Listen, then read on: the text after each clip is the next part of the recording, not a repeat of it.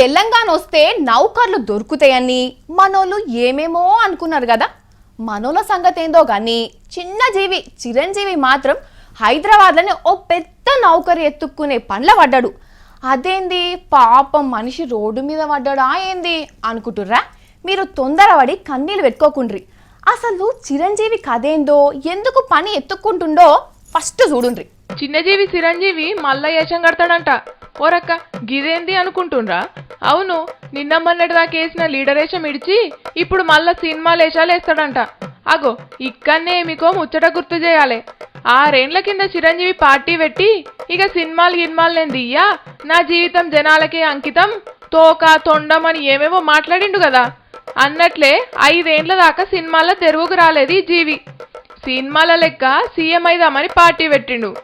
ఇంత బోల్తా పడ్డాడు. ముఖ్యమంత్రి అయిదామనుకుంటే కనీసం ప్రతిపక్షం కూడా కాపాయే.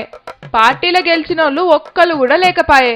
ఉన్న పార్టీని తీసుకుపోయి కాంగ్రెస్ పార్టీ చేతిలో పెట్టి చేతులు దులుపుకున్నాడు. ఇక ఈ ఎన్నికల్లో సీమాంధ్రాల కాంగ్రెస్ పార్టీ ఇంత గుండు సున్న అయింది. ఇక మళ్ళా 5 ఏళ్ల దాకా ఏం చేస్తాం?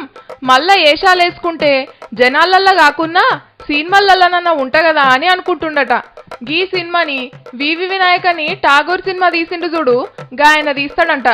బామ్మర్ది అల్లు అరవింద్ దీనికి పైసలు పెడుతుండంట. అయితే గిడ ఇంకో గమ్మతి కూడా ఉన్నది. ఏందో తెలుసా? మొన్నటి ఎలక్షన్ల తమ్ముడు మోడీ సోపతి వట్టి కాంగ్రెస్ పార్టీని పొట్టు పొట్టు తిట్టిండు. కానీ గదే పార్టీలో ఉన్న అన్న చిరంజీవిని మాత్రం పల్లెత్తు మాట కూడా అనలేదు. నా అన్న అంటే నాకు పానం, ఆయన నేను తిట్టుడేంది, నా గుండెను కోసినా అన్నే వెళ్తాడు అని రక్త సంబంధం అంటే ఏందో చూయించిండు. ఇక చిరంజీవి కూడా తమ్ముణ్ణి ఒక్కటంటే ఒక్క మాట అనలేదు. పొరనికేం తెలియదు గాని నేను పట్టించుకోను, మీరు కూడా పట్టించుకోకుండ్రి అని ముసిముసిగా నవ్వకుండా చెప్పిండు. ఇప్పుడేమైంది? తమ్ముడు రాజకీయాలు స్టార్ట్ చేసిండు, అన్న సినిమాలు స్టార్ట్ చేసిండు. ఇది మేమంటున్నది కాదుల్లో, ఆయన అభిమానులే అంటుండ్రు. ఇదంతా చూస్తుంటే మీకేమనిపిస్తుంది?